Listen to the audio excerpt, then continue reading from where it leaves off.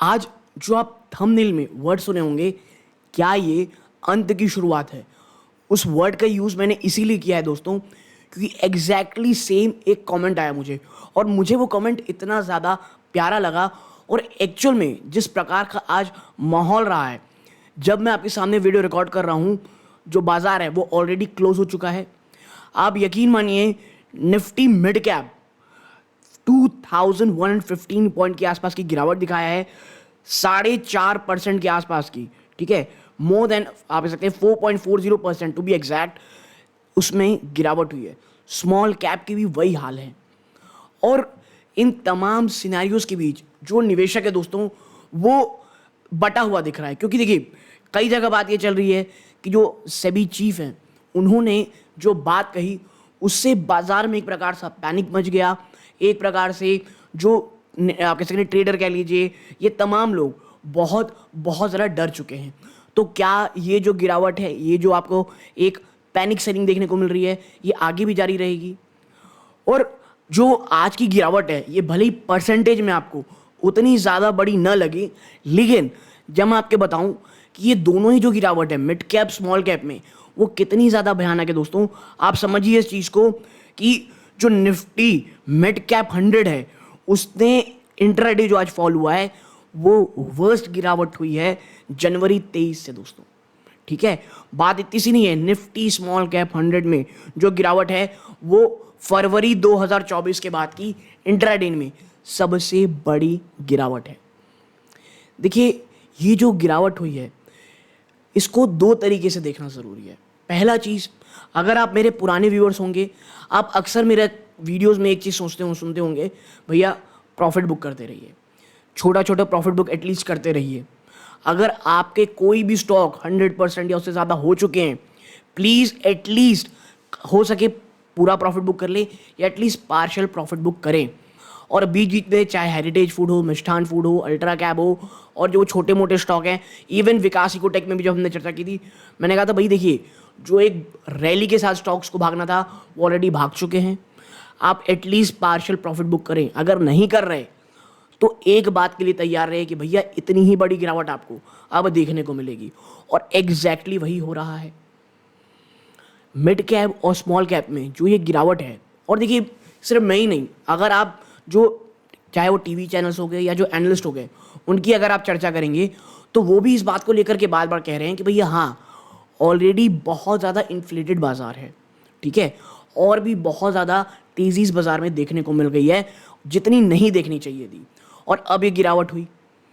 तो क्या जो ये बाज़ार है, ये जो गिरावट हुई है मिड कैप स्मॉल कैप में, इसके मायने क्या है? देखिए, सेबी चीफ ने जो बात कही उससे नो डाउट एक चीज़ तो है कि बाज़ार में एक पैनिक सा ज़रूर पहुंच रहा है। फिर भैया कई फंड हाउसेस काफ़ी समय से बोल रहे हैं कि स्मॉल मिड कैप से हट जाइए, ठीक है, ये ऑलरेडी बहुत ज़्यादा इन्फ्लेटेड है तो हम लमसम अमाउंट नहीं ले रहे हैं।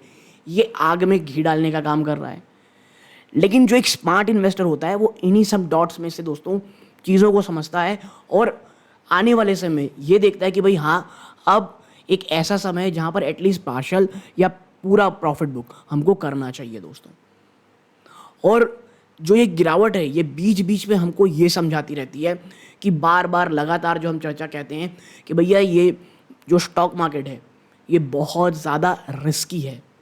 कोई आप ये कह सकते हैं वो चीज़ नहीं है कि भैया आप गए, पैसे अंदर डाले और वो एटलीस्ट 20-30% का तेज़ी दे दिए। और ख़ास करके देखिए, आप कई जो मिड कैप और स्मॉल कैप हैं वो तो नो डाउट पता नहीं क्यों चल रहे थे, ठीक है, बाज़ार जो है उनके रिजल्ट कोई अप टू द मार्क नहीं आ रहे थे, कोई सिर्फ एक थीम के कारण बढ़ रहे हैं, कोई भैया फ्यूचर में अच्छा बिजनेस आएगा इसलिए बढ़ रहे हैं, ठीक है, लेकिन धरातल में जब आप नंबर्स देखेंगे तो वो प्रॉफिट तक नहीं दे रहे थे। हाँ, एक चीज़ आप कह सकते हैं, गलत या सही तो नहीं पता मुझे, बट जो सेबी चीफ की तरफ से जो ये बयान आया उसके कारण जो अच्छे मिड कैप स्टॉक्स थे, जो ऑलरेडी अभी भी नहीं चले हुए हैं, जिनमें जो भी प्रॉब्लम होनी थी वो प्राइसिंग थी, वो और भी ज़्यादा टूट गए दोस्तों, ठीक है।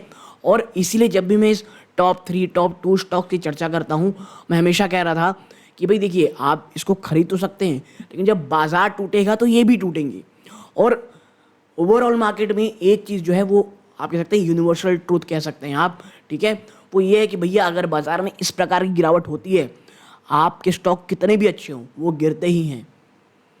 और आप आने वाले समय में एक चीज़ तो श्योर है, लार्ज कैप्स मिड कैप और स्मॉल कैप को आउट परफॉर्म करेंगे। और ये बात मैं लगातार बार बार कह रहा हूँ भैया, बड़े banks HDFC, Kotak Mahindra, ICICI, इनमें जाने की कोशिश कीजिए।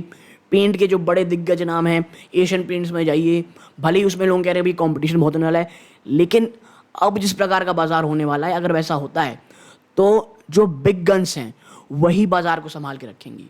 ठीक है, so as a long term investor ये तो अच्छा है कि भाई ये जो गिरावट है बाइंग की अपॉर्चुनिटी है, लेकिन बी स्टॉक स्पेसिफिक।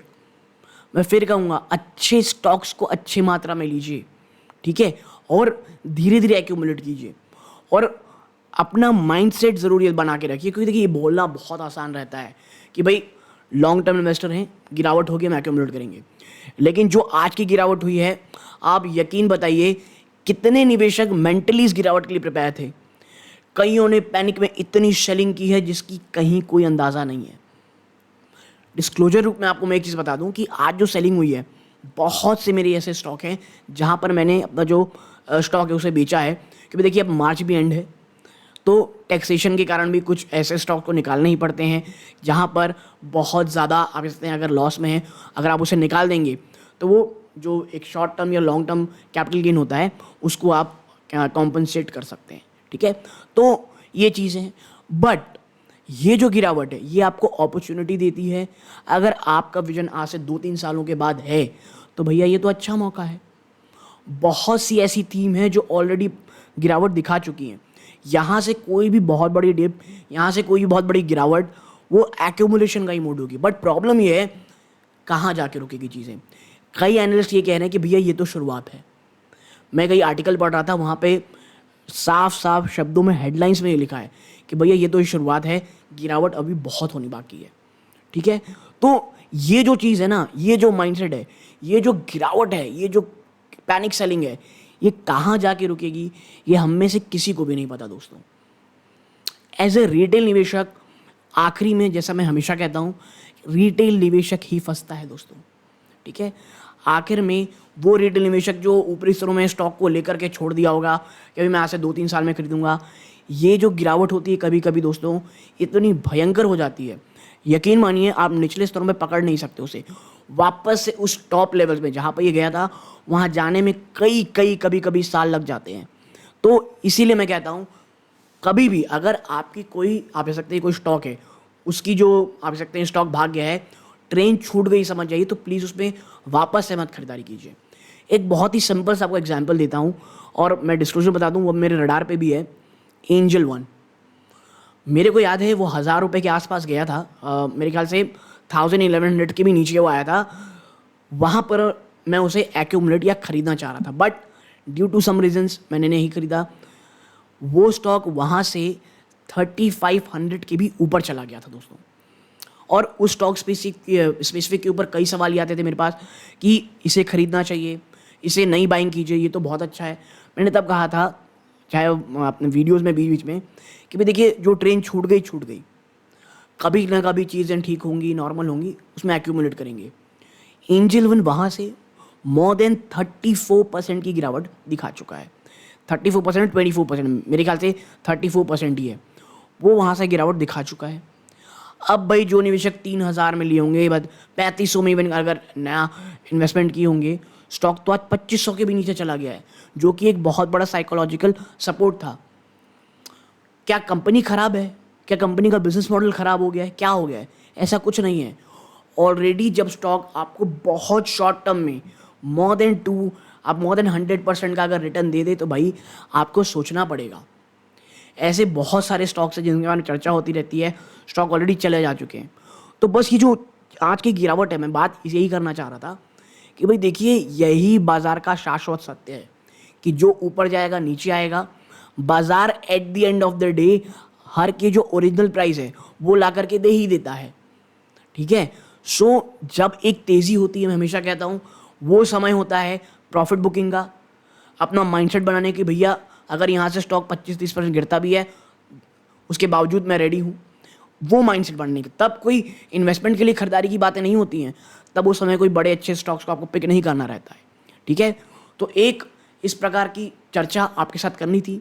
आपको क्या लगता है आज की बाज़ार में जो सभी चीफ का बयान आया उसको लेकर के आपको क्या कहना है? तमाम चीज़ों में अपनी राय ज़रूर रखिएगा। अगर आपको इस प्रकार के वीडियोज़ अच्छे लगते हो प्लीज़ वीडियो को लाइक करके चैनल सब्सक्राइब ज़रूर कीजिएगा। ये इस वीडियो का अंत है। जय हिंद दोस्तों।